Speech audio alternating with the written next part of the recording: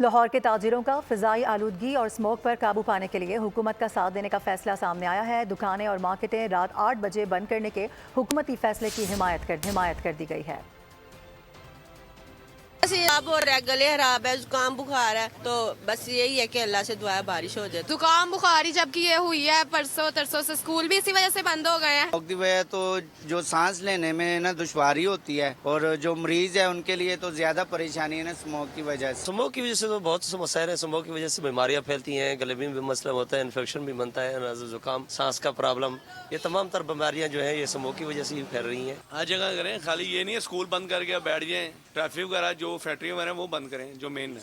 Smoke کی وجہ سے کافی لوگ پریشان ہیں، کاروبار میں بھی۔ اگر انہوں نے یہ فیصلہ کیا 8 بجے ملک کے لیے بہتری ہے تو اس میں کمپرومائز کرنا چاہیے عوام کو بھی ساتھ۔ روزگار ختم ہوگا، لوگوں کا روزگار رات کو کام زیادہ چلتے ہیں، وہ کیا کریں گے، کدھر جائیں گے؟ ان کے بارے میں کوئی سوچے نا، کوئی پلان تو ہونا چاہیے نا، یہ تو نہیں ہے کہ بند کر دیں یا مارکیٹ۔ سبسکرائب کریں اور بیل دبائیں تاکہ کوئی خبر رہ نہ جائے۔